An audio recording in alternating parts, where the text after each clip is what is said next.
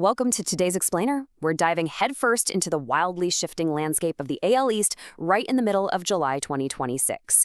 We're going to be pulling straight from direct source material today, from game recaps, current division standings, and the absolute latest prospect rankings to understand exactly how the dynamics of this notoriously brutal division are changing in real time.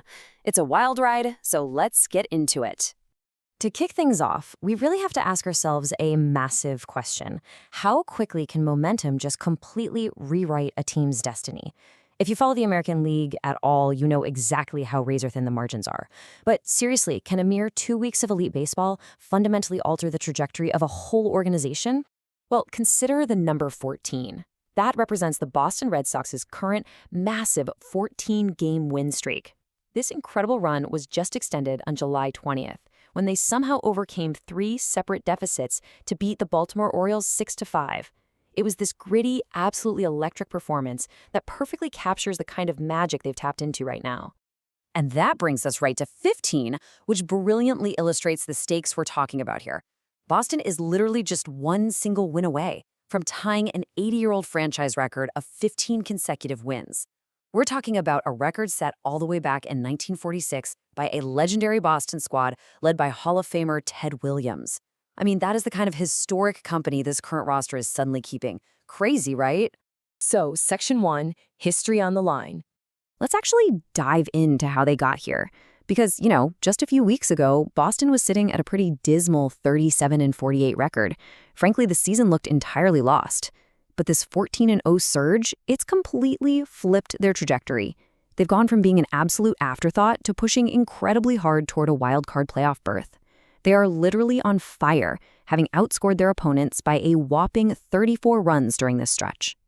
You've really got to hear what Caleb Durbin had to say about it. He mentioned that there aren't many times you just black out, but admitted he didn't even know what was happening in the moment. It just perfectly captures that raw, unfiltered emotion after he launched a go-ahead 8th-inning home run right over the Green Monster. Durbin had a totally miserable start to the season after an off-season trade, but then he connects on a 1-0 cutter from Tyler Wells with 2 outs, and it just sets off an absolute frenzy in the dugout. Even Wilson Contreras said it felt like going to the World Series. Now that is what pure momentum feels like. Moving right along to Section 2, the AL East landscape. Now, we obviously can't look at Boston's surge in a vacuum, right? Every single time they win, they're taking ground from a rival. When you check out the current standings, Boston has officially overtaken Baltimore for 3rd place, sitting pretty at 51-48. Meanwhile, the Orioles have dropped to 49-52 after their own season-best 7-game win streak was snapped by this very Boston team, no less. Tampa Bay and New York, they're still battling it out at the top, but the middle of the pack has completely flipped on its head. And this creates such a fascinating real-time contrast. On one side, you have Boston's sudden, highly urgent surge up the standings, and on the other, Baltimore's immediate midsummer slide down to 4th place.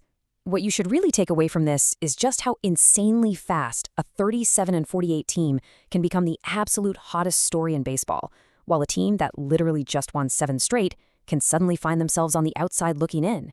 It's wild. Which brings us to Section 3, Boston looks to buy. With all this massive momentum, the front office is totally shifting gears. Look, a 14-game win streak absolutely forces a team into a buying posture. In baseball terms, being a buyer means you're contending for the playoffs and you start leveraging your farm system, basically trading away your future assets, your prospects, to acquire established players so you can upgrade the roster and compete immediately. And especially in an American League that looks surprisingly wide open this year, the time to strike is right now. So who are they looking at? Well, Sports Illustrated is reporting that the Red Sox are lacking just a bit of right-handed thump beyond Wilson Contreras, who, by the way, already has 22 home runs this year. This makes trade targets like the 30-homer Rockies catcher Hunter Goodman or the Angels' premium shortstop Zach Neto prime additions to the squad, or maybe even someone like Tyler Stevenson from the Reds. The front office knows for sure that they need to add that one extra impact right-handed bat if they want to sustain this run deep into October. Now let's switch gears for Section 4, Baltimore's prospect pipeline. On the total flip side of this timeline, we have the Baltimore Orioles. Unlike Boston, they are facing some serious, immediate, real-time adversity. It starts with their star catcher, Adley Rutschman, hitting the 10-day injured list with left wrist inflammation. And this just compounds a truly brutal string of injuries for the O's, who already have massive key pieces like Felix Bautista, Jordan Westberg, and Ryan Mountcastle sitting on the 60-day IL. It is a huge hurdle for their immediate playoff hopes right now. However, and this is a big however, according to the absolute latest prospect rankings, Baltimore has some truly elite reinforcements waiting in the wings. They boast one of the deepest farm systems in the entire sport. We're talking about phenom catcher Samuel Basallo, who just crushed 23 home runs down in AAA. Then there's outfielder Dylan Beavers, who put up an impressive 125 WRC plus in his MLB debut. And let's not forget the electric 6'5" pitcher Trey Gibson, who is dealing some of the best strikeout stuff in the minors right now. The crazy thing is they aren't just relying on one single guy to save the day. It's a massive wave of talent. I mean, Basallo shares a 65-plus future value grade, putting him in the exact same historic company as guys like Gunnar Henderson and Adley Rutschman. Beavers is already hitting near .300 against big league fastballs. Oh, and they've also recently restocked with elite 2024 draftees like Ike Irish and Wahai Wa'alo. So while their immediate present might be a bit rocky, their future, it's looking remarkably sustainable. To wrap up today's explainer, I really want to leave you with a question to chew on based on the strategies we've just unpacked.